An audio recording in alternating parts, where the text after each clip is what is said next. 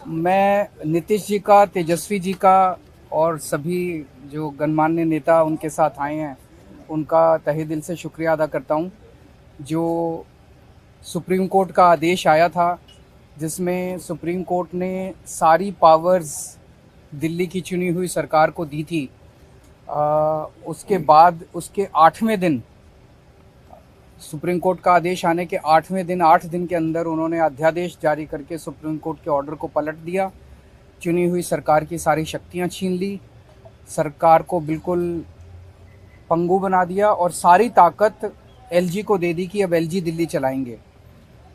5-0 से जजमेंट आया था, पांचों जजों ने, संविधान पीठ ने जजमेंट दिया था, उस जजमेंट को पलट दिया 8 दिन के अंदर। ये संविधान के खिलाफ है। उसके बारे में नीतीश जी आज आए थे और उनसे काफ़ी डिटेल में चर्चा हुई। उन्होंने पूरी तरह से समर्थन जाहिर किया कि ये वो हमारे साथ हैं, दिल्ली के लोगों के साथ हैं और दिल्ली के साथ जो अन्याय किया है केंद्र सरकार ने, उन्होंने कहा कि इसका मिलके लड़ेंगे।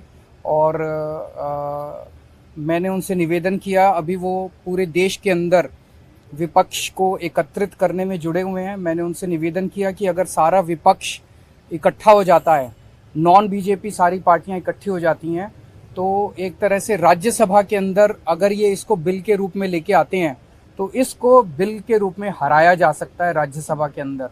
और अगर राज्यसभा के अंदर ये बिल हार गया तो ये एक तरह से 2024 का सेमीफाइनल होगा।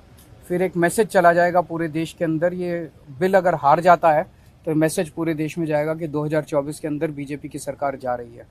नहीं, बहुत अच्छा। तो हम लोग आए हुए थे यहाँ, तो आए ही थे आपसे मिलने के लिए, और इनको काफ़ी जो सुप्रीम कोर्ट का फैसला हुआ बहुत अच्छा लगा और हम लोग तो देखते ही रहे।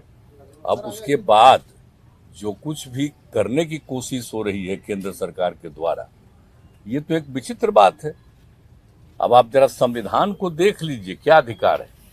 जब गवर्नमेंट बनाई जाती है, इलेक्टेड सरकार बनती है, तो उनको जो अधिकार दिया गया है उसको कैसे आप हटा सकते हैं? ऐसा तो कुछ नहीं है। लेकिन अब किस तरह से हो रहा है, इसलिए तो हम लोग कह रहे हैं कि सारे देश में सब लोग एकजुट हों, ताकि ये लोग संविधान का भी और किसी भी चीज का अपने ढंग से जो इधर से उधर कर रहे हैं, और किस तरह का माहौल बन रहा है। अब दिल्ली में इनको लोगों ने किस तरह से बहुमत दिया है और किस तरह से सब लोग साथ हैं, और हम लोग इस बात को मानते हैं कि काम कर रहे हैं, बहुत अच्छा काम कर रहे हैं। और उसके बाद सुप्रीम कोर्ट का भी फैसला हो जाए तो राज्य सरकार को जो अधिकार है काम करने का, उस काम को रोक दिया जाएगा। ये सब तो बहुत ही आश्चर्य का विषय है। तो ये हम लोग तो बिल्कुल इनके साथ है, और जो कुछ भी है हम लोग जो आगे भी जो मीटिंग करेंगे, जो हम लोग कोशिश कर रहे हैं कि ज़्यादा से ज़्यादा विपक्षी पार्टियां एकजुट हो जाए और मिल करके हम लोग पूरे देश में अभियान चलाएं, हर राज्य में अभियान चलाएं कि सब कुछ कानून का पालन होना चाहिए, आपस में सब लोगों के बीच में प्रेम और भाईचारे का भाव होना चाहिए, और जिस तरह से लोगों के बीच में विवाद पैदा करने की कोशिश होती है, उन सब चीज़ को बंद करना चाहिए और देश आगे बढ़ेगा। ये सब चीज़ जो हम लोगों के मन में बात है, तो सब लोग तो सहमत है ही। और उसके बाद अगर इस तरह की कोई बात होगा तो जो कह रहे हैं हम लोग पूरे तौर पर इनके साथ, ये जो भी कह रहे हैं बिल्कुल ठीक कह रहे हैं, इनके साथ हम लोग हैं पूरे तौर पर। हम लोग तेजस्वी जी, देखिए, सारी बातें माननीय मुख्यमंत्री जी ने स्पष्ट रूप से कह ही दिया है।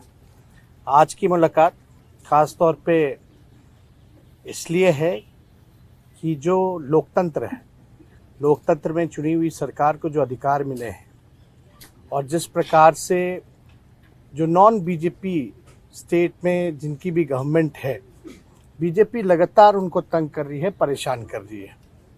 तो जो परेशानी अरविंद केजरीवाल जी झेल रहे हैं, हम यहाँ पूरी तरीके से इनको समर्थन देने आए हैं कि इनके साथ अन्याय कर रही है केंद्र की सरकार। और जब सुप्रीम कोर्ट का जब जजमेंट आ गया तो सारी चीज़ें स्पष्ट हो गई, तो कुछ कहने वाली कोई बात ही नहीं है। लेकिन जिस प्रकार से इनको तंग किया जा रहा है, या और दूसरे राज्यों में जिस प्रकार से केंद्र भेदभाव कर रही है उन राज्यों के साथ, तो ये कहीं से भी न्यायपूर्ण नहीं है। लोकतंत्र पर ये साफ दिखाता कि खतरा है। ये लोग संविधान को बदलना चाहते हैं, जो हर केस हम लोग मिल करके होने नहीं देंगे।